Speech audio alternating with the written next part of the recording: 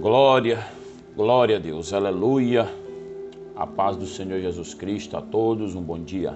Que Deus em Cristo Jesus possa abençoar a sua vida, abençoar o seu ministério, a sua família.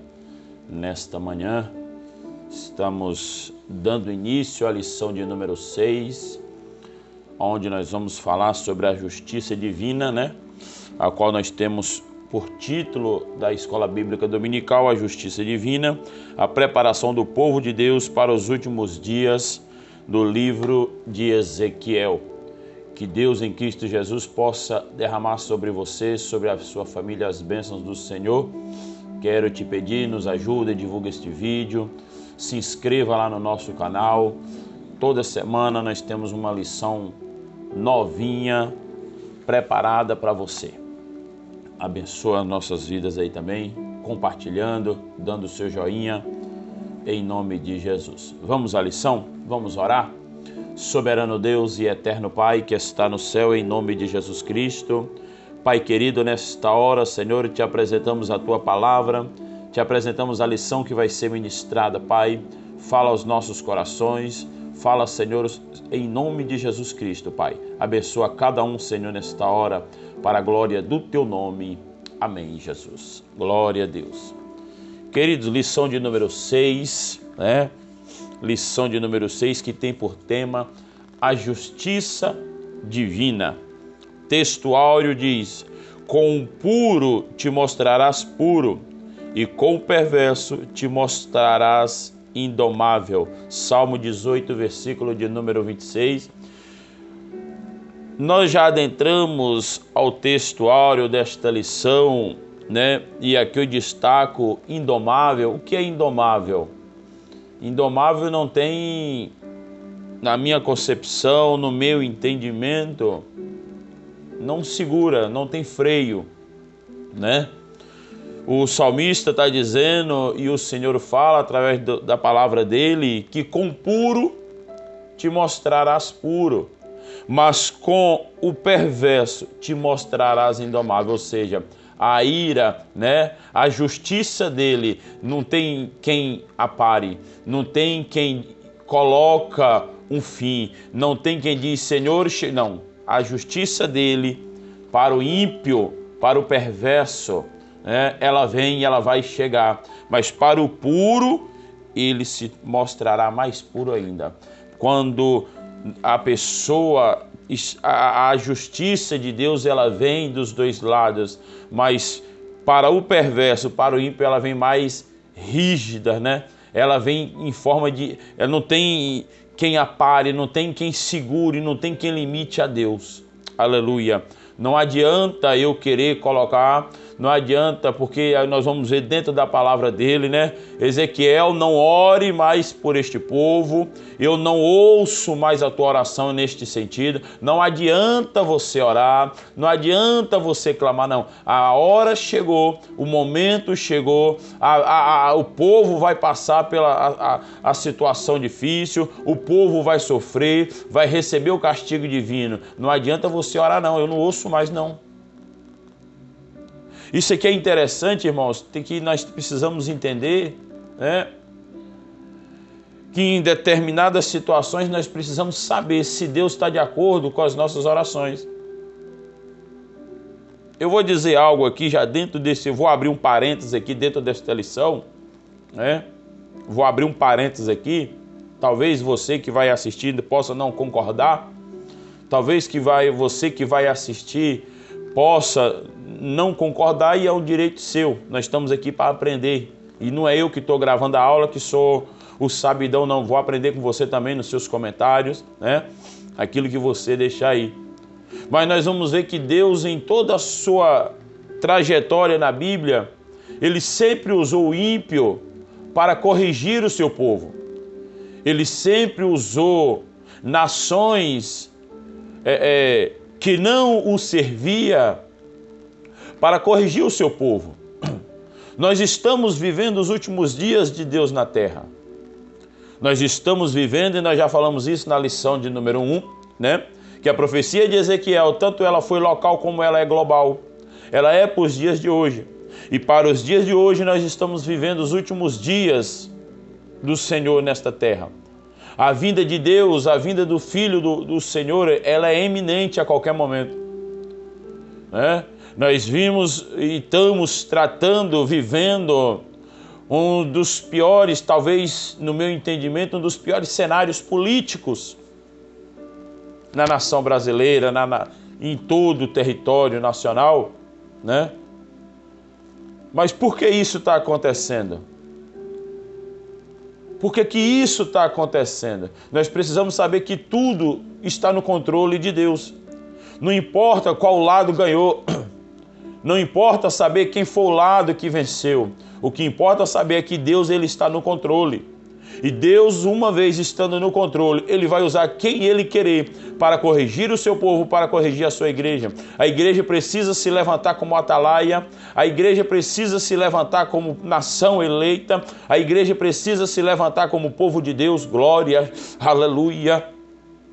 A igreja precisa entender o seu papel. A igreja precisa ir para as ruas, falar que Jesus está voltando, que Jesus é o único salvador desta nação, não é o homem. O homem nada pode fazer, o dinheiro nada pode fazer. A situação do ser humano nesta terra, ela é pecaminosa. A igreja, por si só, ela está dormindo. E a igreja foi chamada para levantar, para pregar as boas novas. Em outra circunstância, a igreja está brigando, discutindo, matando, havendo divisões. Satanás tem entrado com as suas sutilezas dentro das igrejas. Divisões, distensões têm sido causadas por causa da política, né? Mas o papel da igreja não é essa. O problema é que nós, como seres humanos, e muitas das vezes da igreja, está olhando para o homem como Salvador e esquecendo que o Salvador de nossas vidas, o Salvador para nosso mundo é Cristo Jesus. Então Deus, ele vai vir, né, com o seu juízo. Mas o textual diz, com puro te mostrarás puro, mas para o ímpio, para o perverso, mostrarás indomável. Aleluia. Nós precisamos entender que Deus, ele não perde o controle. Verdade prática, os agentes do juízo divino revelam que a responsabilidade humana, ela é pessoal. A responsabilidade humana, ela é pessoal. A minha responsabilidade como ser humano, como igreja, não é do meu irmão, não é da minha irmã, né? O Senhor é Deus zeloso e vingador. O Senhor é vingador e cheio de furor. O Senhor toma vingança contra os seus adversários e guarda a ira contra os seus inimigos. O Senhor é tardio em irar-se, mas grande em poder, e ao culpado não tem por inocente. Aleluia. Aleluia, é a palavra do Senhor. Glória a Deus. Glória a Jesus. Ele não tem por inocente. Ele é tardio em irar, mas em poder. A palavra dele é que está dizendo. Então não se engane, achando que Deus está concordando, achando que Deus vai concordar com os meus e com os teus atos, e achando que Deus é obrigado, né, a ainda colocar as suas mãos e nos livrar das aflições desse mundo, da ira deste mundo, porque ele tem uma aliança, porque ele tem um pacto. Era assim que o povo de Israel estava pensando, porque Deus prometeu, então Deus vai meter a mão aqui, não vai permitir que nada aconteça. Pelo contrário, Deus, ele não compactua com o meu erro. Deus, ele não compactua com o teu erro. Deus, ele não aceita, e ele entra com a sua justiça. O tribunal divino, né? As fake news não pervertem o seu juízo. As provas fabricadas não são acatadas como verdadeiras. Deus não tem um preço, portanto não pode ser subornado, e não existe parcialidade, favoritismo e corrupção na Suprema Corte Divina. Ele não tem o culpado por inocente. Deste modo, a responsabilidade humana é pessoal, pois ninguém será sentenciado de forma injusta. Deus não sentencia uma nação, Deus ele não sentencia o seu povo, e Deus não sentencia eu e você de forma injusta. Ele é justo juiz. Com ele não tem esse negócio de fake news, com ele não tem negócio de suborno. Ele antes, Senhor, mas eu não pensava, a minha intenção não era de fazer essas atitudes, a minha intenção não foi. Deus conhece a intenção do meu e do teu coração, antes mesmo que eu e você imagine fazer, pense em fazer, Ele já conhece a intenção do meu e do teu coração. Para o homem, eu posso chegar aqui, varão, me perdoa, a minha intenção não era essa, eu não queria te ofender, eu não queria ofender a tua pessoa, me desculpa, mas Deus não tem não, com Deus não tem negócio disso não. Deus conhece a intenção do meu e do teu coração, ainda antes mesmo que eu e você pense em fazer, pense em agir. Deus já conhece o mais profundo do nosso coração. Ele sabe a nossa intenção. Então ele não tem ninguém por inocente. Ele não tem ninguém por inocente. Vamos fazer a leitura bíblica em classe. Ezequiel 14, do versículo 12 ao versículo 21. Veio ainda a minha palavra do Senhor dizendo: Filho do homem, quando uma terra pecar contra mim, gravemente se rebelando contra, então estenderei a mão contra ela e tornarei instável o sustento do pão, e enviarei contra ela fome e arrancarei dela homens e animais. Ainda que estivessem no meio dela esses 3 homens, Noé, Daniel e Jó, eles pela sua justiça livraria apenas a sua alma, diz o Senhor Jeová.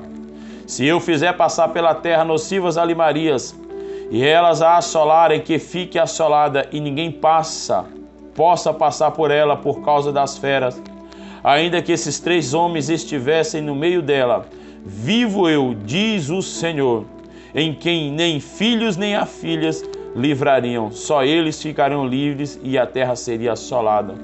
Ou se eu trouxer a espada sobre a tal terra e disser: espada passa pela terra, e eu arrancar dela homens e animais, ainda que aqueles 3 homens estivessem nela, vivo eu, diz o Senhor Jeová, que nem filhos nem filhas livrariam, mas eles só ficariam livres. Ou se enviar a peste sobre a tal terra e derramar o meu furor sobre ela, com sangue para arrancar dela homens e animais, ainda que Noé, Daniel e Jó estivessem no meio dela, vivo eu, diz o Senhor Jeová, nem filho nem filha eles livrariam, mas só livrariam a sua própria alma pela sua justiça. Porque assim diz o Senhor Jeová: quanto mais se eu enviar os meus 4 maus juízos, preste atenção nisso aqui, se eu enviar os 4 maus juízos de Deus, a espada e a fome e as nocivas alimarias e a peste contra Jerusalém, para arrancar dela homens e animais. Ainda que fizesse tudo isso, olha o que ele está deixando claro. Se Noé, se Jó e se Daniel, ele trata aqui a justiça individual de cada um.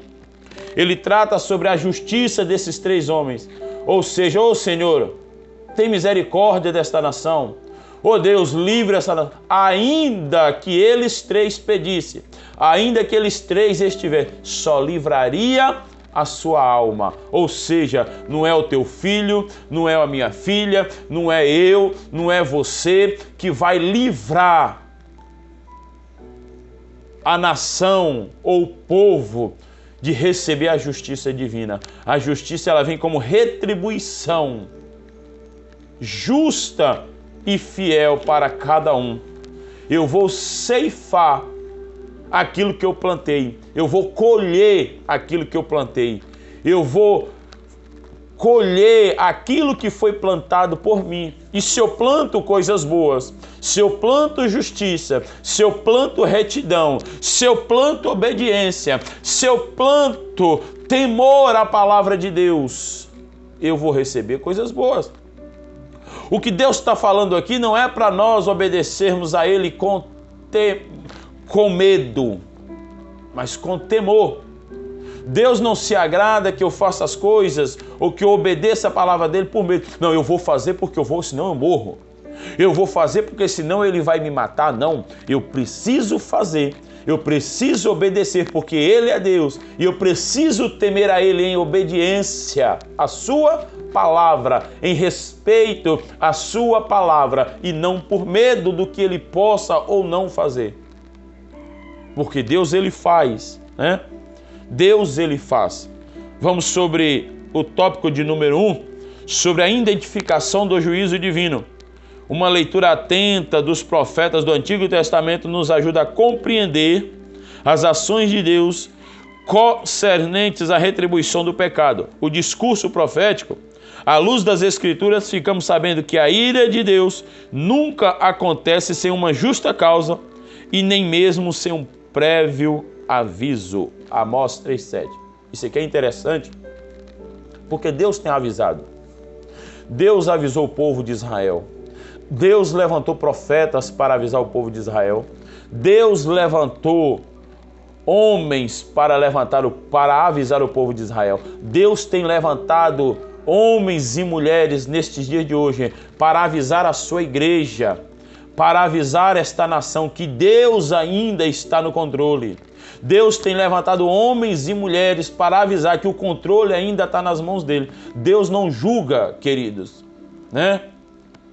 Deus não chega com o seu juízo sem antes ele avisar. Ele está avisando, ó.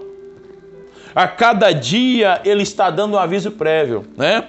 E não é sem justa causa, não.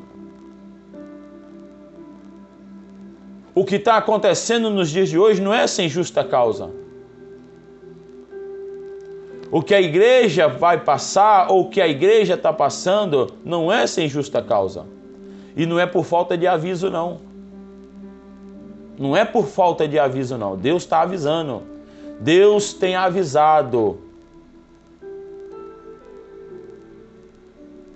Talvez muitos pensam aí agora, Satanás venceu, né? A batalha. E Deus perdeu, como eu já ouvi muitos, porque a igreja estava orando para que o resultado fosse contrário. Deus não perde batalha não, queridos. Deus ele não perde a guerra não. O controle é nas mãos dele. Tudo tem um propósito. Tudo tem um porquê e um para quê. É isso que a igreja precisa entender. O que a igreja precisa saber que ela precisa estar vigilante, em constante oração, perseverando para a vida do Filho, para a vida de Cristo. A vinda dele a qualquer momento chega. A qualquer momento chega. E de tudo que nós temos vivido, o arrebatamento da igreja está às portas. O juízo de Deus está às portas. Eu vou usar aqui uma fala a qual eu creio e acredito, né? Se você olhar, se você ir mais a fundo, em 2001, eu costumo sempre lembrar dessa palavra, eu ouvindo a palavra do reverendo Napoleão Falcão, né? Um dos mestres em escatologia, e ele diz em 2001 que essa geração é a geração que não presenciaria a morte física, mas o arrebatamento da igreja. E eu creio nessa palavra dele. Não é a Bíblia que está dizendo, ele crê e eu também acredito de tudo que nós temos vivido nesses últimos dias, nesses últimos anos, as portas do arrebatamento da igreja. Você sabe o que é não presenciar a morte física, mas o arrebatamento? Isso era para a igreja estar nas ruas, pulando, dando glória, evangelizando, dizendo que Jesus está voltando. nada contra, cada um tem um direito seu de ir e vir, cada um tem o seu direito de manifestar, como nós temos visto aí, manifestações, o povo vindo para a rua. Por que aí eu pergunto, irmãos, a igreja foi chamada para ser um diferencial, um divisor de águas neste mundo, nesta nação, neste planeta. Porque como cristão, por quantos cristãos não estão em manifestações como essa? Pastores, profetas de Deus, intitulados. E por que nós como igreja não estamos nas ruas também? Arrancando placas de igreja, esquecendo placa de igreja e se unindo como igreja. Esse é o propósito de Deus. E pregar o evangelho e dizer: Jesus está voltando. Jesus está voltando, a justiça de Deus está chegando a cada dia. E ela não é sem um prévio aviso, não. Ela não é sem justa causa, não. Aleluia. Aleluia. Glória seja dada a Deus. A primeira parte do oráculo, a expressão quando uma terra pecar contra mim, pode se aplicar a qualquer povo e em qualquer lugar e época. Existem inúmeras formas de Deus castigar um desobediente, costumaz que se recusa a ouvir a palavra. Ele torna instável o sustento do pão. Versículo 13, 4:16, 5:16. Como isso é feito? A palavra profética esclarece com a carestia, fome, o extermínio de seus moradores e até dos animais. Mateus 24:7. Apocalipse capítulo 6, versículo 8. Trata assim de uma grande crise econômica nacional que chamamos de recessão financeira. Está aí. Quando uma terra, e essa terra não está dizendo que é especificamente a terra de Israel, é para hoje também, é para qualquer época. Quando uma terra pecar contra mim, aí vem a escassez de pão,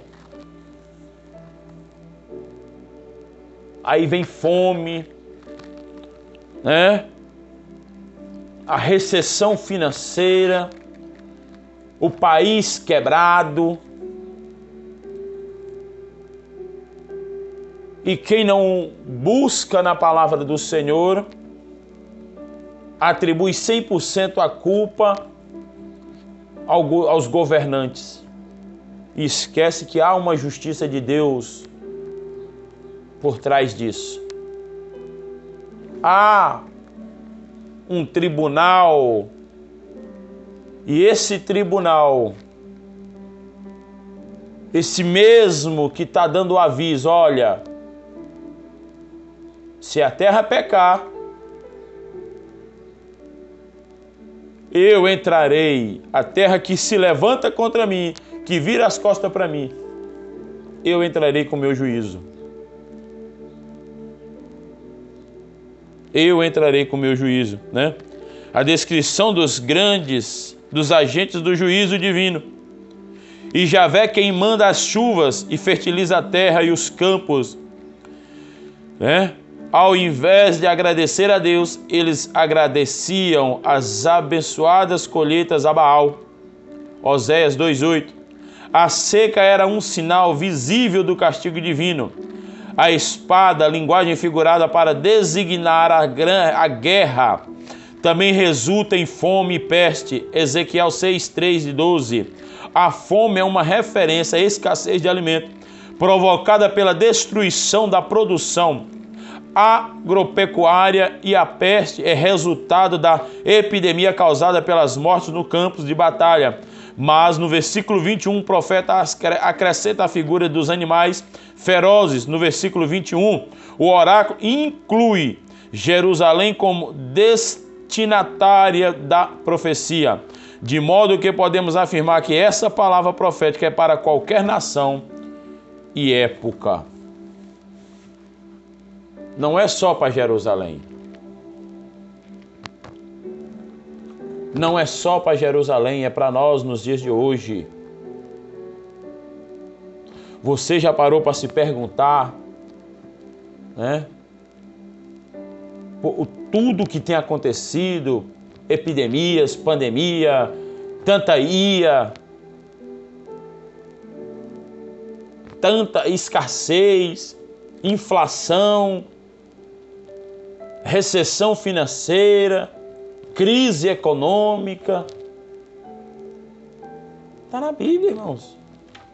É a palavra de Deus. É a palavra de Deus. E como cristãos, como conhecedor dessa palavra, não é para mim, para você estar surpreso com tudo que está acontecendo no mundo, não. Não se surpreenda, não, porque a palavra está se cumprindo. A palavra de Deus está se cumprindo.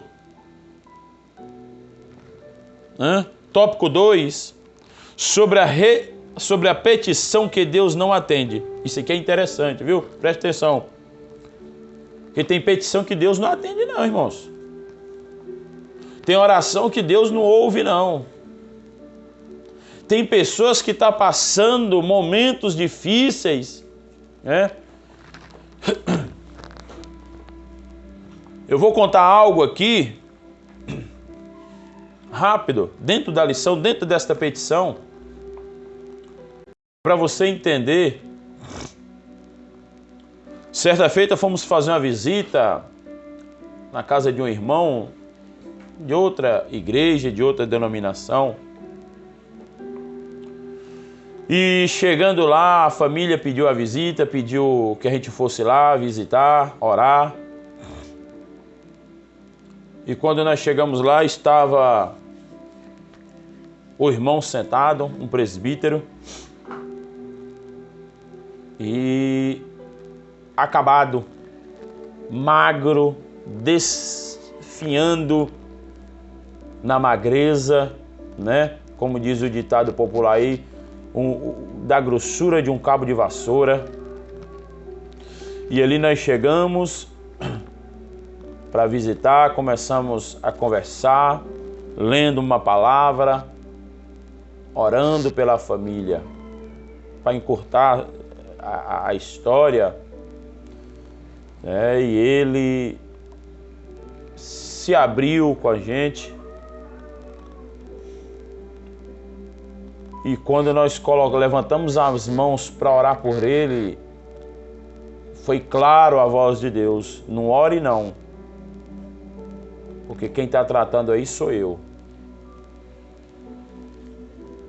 Não ore, porque quem está tratando sou eu.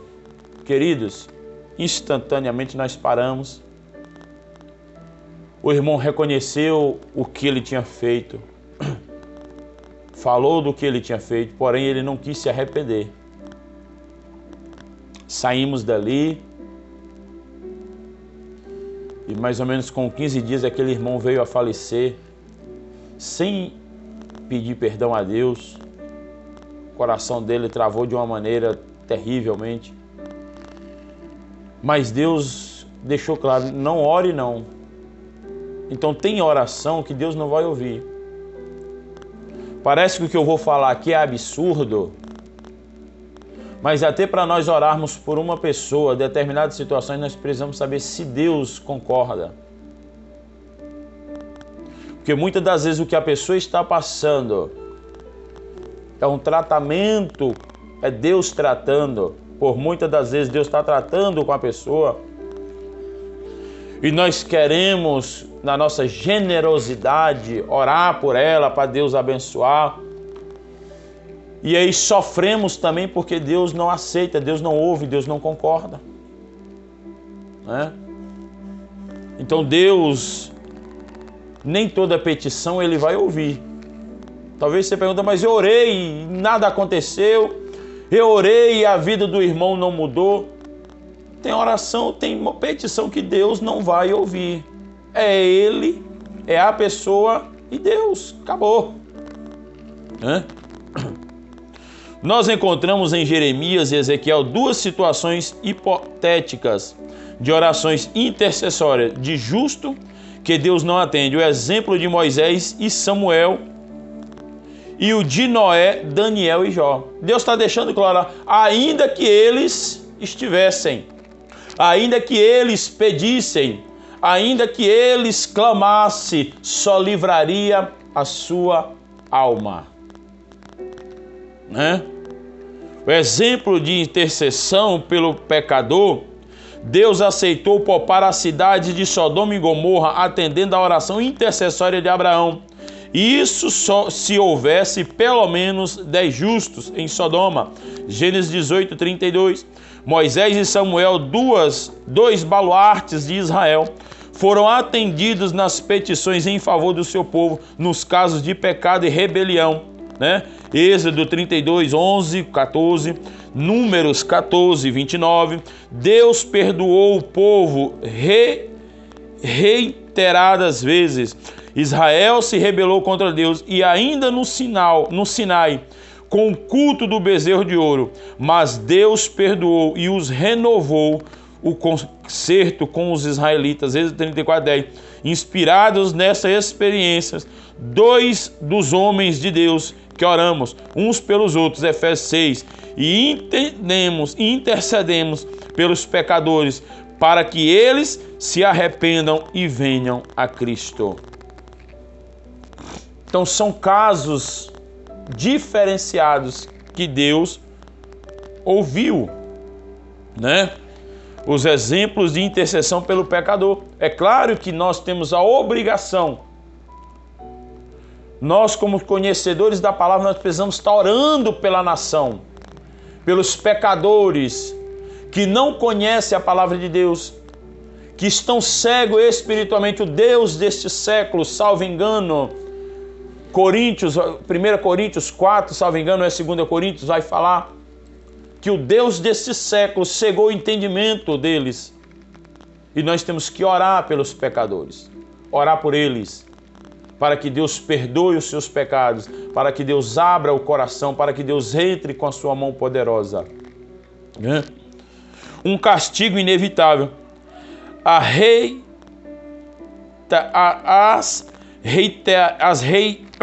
Perdão, irmãos, é ao vivo, é gravado, A garganta dá um engasgo. As reiteradas rebeliões dos filhos de Israel ao longo da sua história, desde a peregrinação no deserto, levavam a nação a uma apostasia generalizada. Chegou-se a um ponto que havia mais retorno, As Escrituras mostram que há situações em que Deus se recusa a perdoar a nação e a ter pessoas, como aconteceu com Saul, 1 Samuel 16, 1.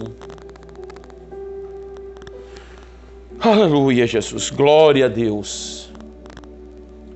Querido, você tem noção do que é Deus falar assim, não ora não, porque eu não vou ouvir. Ô Samuel, até quando tu vai ter dó de Saul? Até quando tu vai ter piedade de Saul? Porque o meu espírito já se afastou dele. Eu já não tô...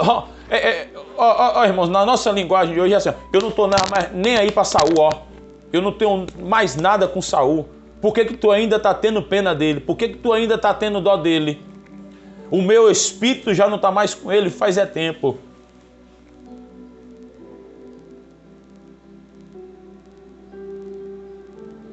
Quando o Espírito de Deus se afasta do homem, quando Deus abrir a boca e fala assim, não ore porque eu não vou ouvir, não adianta. Aleluia.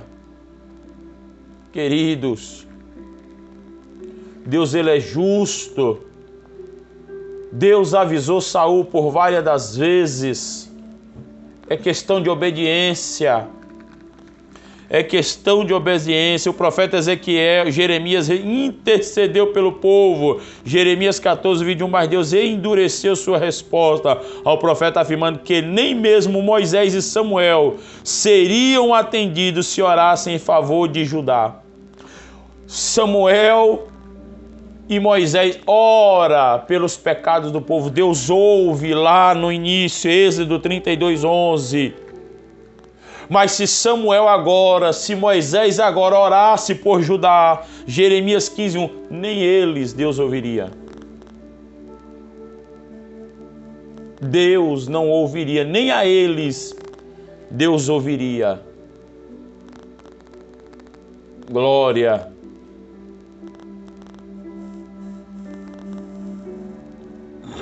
Aleluia. Não queira receber um não de Deus. Não queira receber um não de Deus. A mão de Deus está assim, ó. Mas Ele pode fazer assim e virar suas costas, suas mãos. Assim como Ele fez com Saul, assim como Ele fez com esse povo. Nem Moisés, nem Samuel poderia intervir por aquele povo. Jeremias, não adianta orar não. A justiça vai vir, o castigo vai acontecer. Povo de dura cerviz. Deus está falando e ele está com a cerviz endurecida ali, ó, não ouve, não atenta. Quando Deus não atende à oração intercessória de um justo, a Bíblia ensina que a oração feita por um justo pode muito em seus efeitos. Tiago 5,16. Mas quando o pecado ultrapassa todos os limites, Deus não atende tais orações intercessórias. O pecado para a morte, na linguagem do apóstolo João, 1 João 5,16, é a apostasia total, tanto individual quanto coletiva, que se aparta da fé e abjura o seu Deus. Hebreus 10, 28 e 29. Isso é diferente do pecador que se arrepende. A apostasia é negar a fé que antes defendia. Isto acontecia reiteradas vezes em Israel, mas no período final do reino de Judá não havia mais remédio senão o juízo divino sobre a cidade de Jerusalém. A apostasia, nós já falamos isso aqui, irmãos. A apostasia total. O que é apostasia? É eu parar de acreditar naquilo que tanto preguei. E hoje eu vou viver da maneira que eu quero, do jeito que eu quero. Eu vou fazer o que eu quero da minha vida. Se entregar ao pecado mesmo. E isso é tanto individual como coletivo. É tanto eu e você, como a igreja, como a nação, como a terra. Sobre a intercessão de Noé, Daniel e Jó. Aleluia. Glória a Deus. Sobre a nação. Sobre Noé, sobre João e sobre Daniel. Estava chegando um tempo em que nem com a intercessão de Moisés e Samuel o povo seria poupado. Ezequiel refuta o imaginário popular de que Deus é obrigado a tolerar o pecado do povo por causa dos justos da cidade. Neste caso aqui, não. Neste caso aqui, Deus não está ouvindo, não. Nem que Noé, nem que Jó, nem que Daniel estivesse lá. Porque o povo rejeitou os profetas. A geração dos profetas Jeremias e Ezequiel conhecia o relato de destruição de Sodoma e Gomorra. Se apenas 10 justos, Se apenas 10 justos tivessem ali, seria suficiente para Deus poupar a cidade. Por que destruiria Jerusalém com um número maior de justos? Gênesis 8, 18, 32. Essa era uma das razões pelas quais a maioria não acreditava no juízo divino. Não acreditava. Porque lá em Gênesis Deus livrou Sodoma, Gomorra, por causa dos 10 justos. Na intercessão de Abraão. Espera aí, Senhor. Mas na nossa nação hoje tem cerca de... Vamos trazer para a nossa cidade? Vamos colocar a cidade mais fácil? 50 mil habitantes, nós temos 5 mil justos, cristãos. Então Deus tem a obrigação de passar a mão pela cabeça dos restantes. Neste caso aqui, Deus está falando não. O juízo vai chegar. A maioria pecador, o juízo vai chegar. Pode ter o número que for. Deus, ele é justo, né? Deus, ele vai chegar com a sua justiça. Não pense você que Deus não está observando o que está acontecendo nesta nação, nesta terra, no planeta. Não pense você que Deus não está vendo. Noé, Daniel e Jó, por que Daniel, né? Há quem se surpreenda em ver o nome de um jovem entre dois grandes, né, e antigos patriarcas, mas a pergunta deveria ser intervida, pois Daniel era judeu, mas Noé e Jó não eram, né, israelitas, e viveram muito tempo antes da formação do povo de Israel, porém eram exemplos de justos, reconhecidos de todo o povo, pois adoravam e serviam ao mesmo Deus Javé de Israel, Criador dos céus e da terra. Cristo é extensiva a todos os pecadores que creem. Romanos 3:22. Então o profeta Daniel, nos últimos tempos, tem surgido questionamentos sobre a identidade do Daniel, apresentando neste trio de justos. São 2 os argumentos para explicar não ser o profeta Daniel da Bíblia. Primeiro, a grafia do nome em Ezequiel emprega Dan, não é como Daniel, usada no livro de Daniel. E segundo, o fato de que muitos jovens, para ser contado entre os 2 patriarcas do Antigo, mas muitos expositores do Antigo Testamento consideram tais argumentos insuficientes, pois não é o que se deve dar importância demais às ortografias, pois só letramos variantes, nunca foram novidades na antiguidade bíblica. Além disso, Daniel era contemporâneo de Ezequiel na Babilônia e era ministro na corte de Nabucodonosor. Daniel 2, 48, 49. A reputação de Daniel pela sua fé e sabedoria se espalhou rapidamente entre os exilados da Babilônia. Daniel é um exemplo. Daniel estava lá na Babilônia, né? E Daniel deu exemplo. Daniel entra como justo aqui. Aleluia. Então guarda esta palavra. Guarda esta palavra. Em nome de Jesus. A justiça de Deus, ela vai chegar. Que Deus te abençoe em nome de Jesus Cristo.